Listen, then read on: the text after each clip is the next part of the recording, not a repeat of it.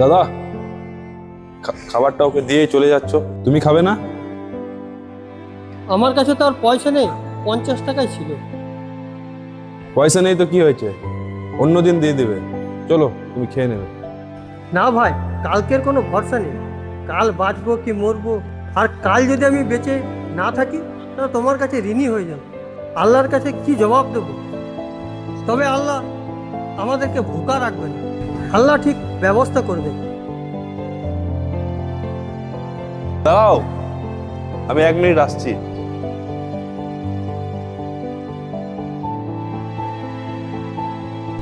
এই নাও, খাও। না, আমি খেতে পারবো না, আমার কাছে পয়সা নেই। একটু আগেই তুমি বললে তোমার আল্লাহ তোমাকে ভোকা রাখবে না।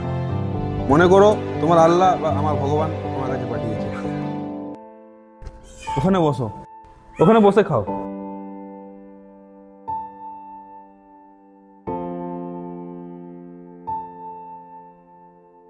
বলছি কি ভাই, তুমি গাড়ি চালাতে পারো? হ্যাঁ পারি, কিন্তু কিন্তু কিন্তু মানে? কিন্তু আমার কাছে তো লাইসেন্স নেই। ও আচ্ছা আচ্ছা, তাহলে পড়াশোনা কতদূর করেছো? 12 পাস। ঠিক আছে ভাই, কোনো চিন্তা নেই, আমি তোমার লাইসেন্স ঠিক বানিয়ে দেবো। আমি দূর থেকে পুরো ঘটনাটা দেখেছি। বাহ, সুন্দর তো। আমি তো তোমার মতনই লোক খুঁজছিলাম আমার ট্রাভেল এজেন্সির জন্য। তুমি নিচে না খেয়ে একে খাওয়ালে, আমি পুরো ব্যাপারটাই দেখেছি। তোমাকে ট্রাভেল এজেন্সি কাজের জন্য রাখছি, আমি তোমাকে মাইনে 25,000 করে দেবো। তুমি সত্যি বলছো? হ্যাঁ, আমি সত্যিই বলছি।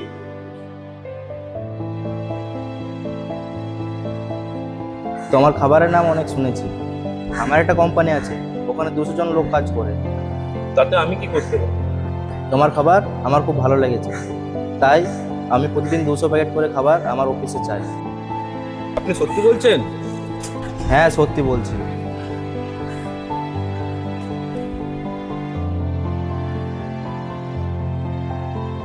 হ্যাঁ বস, ঠিক আছে, আমি আসছি। ফাইলটা এনেছো? হ্যাঁ স্যার। চেকটা দিয়ে দাও ওকে।